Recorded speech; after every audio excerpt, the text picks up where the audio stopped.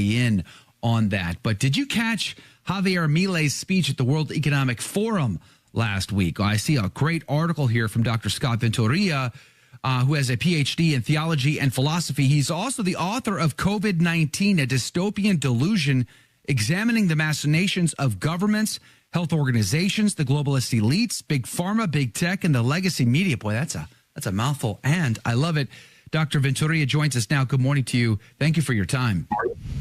Thank you for having me on. Let's talk about Javier Milei. First, I find it interesting, and I did talk to a friend of the show, Andreas Weiler from LifeSite News, about the World Economic Forum Davos event. One of the things that stood out to me, and I'd like to get your take on this, is I don't recall in past years them inviting sort of anti-WEF, anti-Davos, anti-globalist voices to participate. Is that new, or have I just missed it? I've never seen anything like it. So for me, this was intriguing just to listen to Javier Milei's speech. It was a wrecking ball for the WEF and its agenda. And the only other person that seemed to be a dissident at the conference was Kevin Roberts of the Heritage Foundation. So it was also nice to see him. He was very articulate himself as well. Yes, exactly. So why would they do that then? What do you think the play is there? Are they being sincere? Are they just opening the conversation up to all voices to get a fuller picture? Or is there anything else behind the scenes? It's a great question. I sometimes listen to this person, David Icke, who's considered the height of conspiracy theory, and he thinks there's some kind of agenda behind Milei. I'm not convinced of his view on this, but what I say is to let things unfold and see how he proceeds with his promises. Is he going to be like the standard politician, or is he actually going to fulfill some of these things? So I say we should wait and see. But it is suspicious that they gave him a platform. Right. Yeah. I do find it interesting. A little bit of pause, but I mean, it's something that worth thinking about. Why are they giving him a platform to wreck their whole agenda? But maybe to show, oh, look how extremist this guy can be. But I think people that listen to it can see how reasonable he is. I've known Kevin Roberts for a number of years. I'm not close, we're not close or anything, but I've known him for a number of years, and I can vouch for his integrity, personally. So I can't do the same thing for Javier Milei, but I find it very fascinating that all of a sudden you've got these two voices in the midst of these globalists. And could you do me a favor real quick? You do this in your article, but can you summarize essentially what is the globalist platform that we see coming out of the WEF? So essentially what you see is the promotion of, these ideologies like climate change, gender ideology, what they call the Great Reset. So I talk about this in the book COVID-19, a Dystopian Delusion. And I talk about what Klaus Schwab and Thierry Malloret write about, which is stakeholder capitalism. And I think that's just a fancy term for a global socialism implemented through fascistic methods. So that's the intertwinement of big corporation with big government. And so you see that all throughout the world. And what's interesting, I think one of the key issues here was about information and misinformation and disinformation.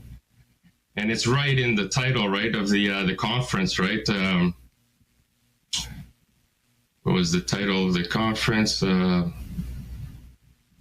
While you're looking for that, let me just remind our listeners for a second that we're talking with Dr. Scott Ventureyra about his article, Javier Milei, A Thorn in the Globalist Side. We're going to put a link to this article as well as scottventureyra.com and his website in our show notes today over at thestationofthecross.com/ACT. Let me ask you this question, just as a sort of a follow-up question here is, how does Javier Milei contrast to that globalist agenda that you talk about in your article? I mean, he is an enigma, whether you like, and I'm not sure I like him. I'm going to be honest with you. Total transparency. Right. I don't know that I can personally trust him. He seems a little weird to me, but nonetheless, he is in great contrast coming out of Argentina, coming out of the era of liberation theology. I mean, so many prelates in the church, His Holiness Pope Francis himself seems to embrace the WF. Javier Milei from his own home country is a total contrast to that. That's an enigma. How do we explain this? Well, what's interesting is that to understand Javier Milei is to understand the Austrian school of economics, where there's a focus on the individual. There's this kind of radical idea where to understand this is to understand the economic values of goods and services that are inherently subjective. So what your friend may value or preference for a certain good may not hold that much value for yourself. So this understanding rests on inclinations and actions of individuals and just their subjective preferences and desires. So this is contrasted with the Keynesian school of economics, which does not really take into account these things. So, for Austrian school of economics, capital goods are not homogeneous, but they're rather heterogeneous. So Keynesian economics, which treats each of these in the same fashion, and Javier Milei thinks that the Austrian school of economics can lead to an understanding through the production of incorrect capital goods can lead to an unwanted waste. He thinks that the Keynesian style of economics will lead to all these potential failures and that require corrective measures from the government. So I think it's an innovative way of thinking about economics that could lead to unique solutions that could benefit countries in perhaps ways that other models can't. And I think another key thing to understand Javier Milei is to understand his disdain for the Frankfurt School, the birthing of critical theory, which is a stem from cultural Marxism. Yeah. So he also discusses that in his speech, right? The failures of classical Marxism led to cultural Marxism. And so now you see, the prevalence of wokeism and pitting individuals against each other, Black Lives Matters, Black people against white people, men against women, even the climate against humanity. So it's all about these divisions, right? These dichotomies. And so, the whole saying about first you divide and then you conquer, right? So I think that's part of the globalist agenda. Also, this whole thing about population control, which he touches upon as well. And I found it fascinating, even in another interview, he gave an interview with Tucker Carlson. I found it fascinating, his defense of life. It was much stronger than I've heard of many Christians or even the Pope providing. So I find that a curious thing as well. But he's a defender of life. He's a defender of truth, apparently. And he's a defender of a different economic model that centers the individual over the collective. So, I mean, again, he's just such an enigma and a contrast. That's what's hard. Like, it just seems strange to see someone like this saying all these things come out of a place that breeds the complete opposite to that. I mean, just generally speaking. So that is interesting, to be sure. He's promoting capitalism, and I wonder how it's going. Because if I'm not mistaken, there are big protests going on that are being planned by his opposition right now in Argentina. So is he going to be able to actually move the needle in Argentina with all of these thoughts and ideas? Is he going to be able to change the way and the culture and the system that has been embedded there for so many decades now? Do you think he's going to be effective in that regard? That's why I say we have to wait and see. But one of the things that's fascinating is that he was elected on a platform that says he's going to take away things from you. He's going to take away the social benefits. He's not telling you, I'm going to hand out money to you. I'm not going to give you these benefits. He's saying, I'm going to take this away, but I'm going to make you prosperous. So that's what makes him unique. I think that's the first time in Western history that somebody gets elected telling you that they're going to take things away from you. And so it's important to understand the history of Argentina as well. Argentina was one of the most prosperous countries in the Western Hemisphere for many years.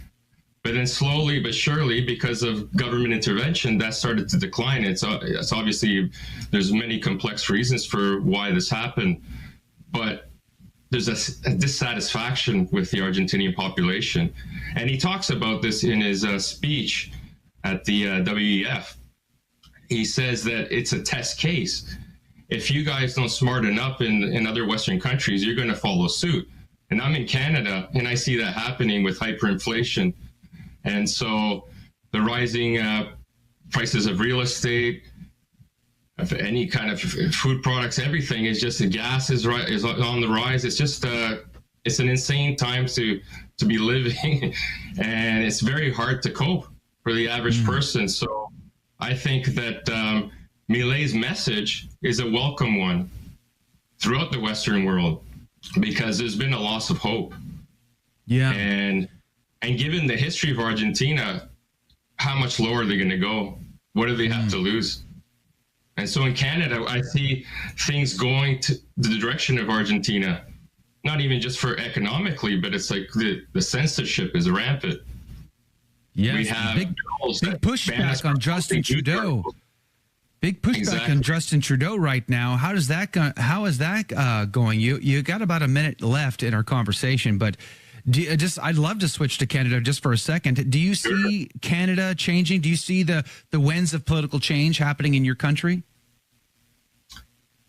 I think a couple of days ago, when the Emergencies Act was ruled unconstitutional, it was one of the first snippets I've seen of hope, aside from the truckers arriving in Ottawa a couple of years ago. I think this may be a pivotal moment, but they're going to appeal. And I don't have too much faith in the legal system after what I've seen over the last 3 years. But I'm optimistic that this might be, a pivotal shift into the right direction. But time will tell only.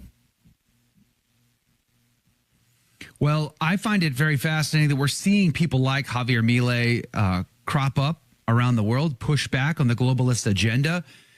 Is it too late? Let me ask you that question. Do you think that the elite, you make this point, it's not the 1%ers in Davos, it's the 1% of the 1%.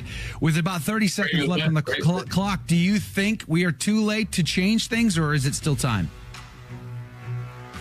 I'm optimistic. I think there's still time, but I think that window is closing ever surely. And I'll close with one quote from a Canadian folk singer. You got to take at the darkness till it please daylight. So you got to keep fighting. Keep fighting against them. Don't give up. Amen. Well said. Dr. Scott Ventureyra, we appreciate your time today. I'm very grateful for your time. Thank you so much. We're going to link to his website over at scottventureyra.com. Check that out. Or his article at Crisis Magazine, crisismagazine.com. Javier Milei at Thorn and the Globalist Side. God bless you, Dr. Ventureyra. Hope to have you back soon. Don't go anywhere. We're going to talk about Kari Lake and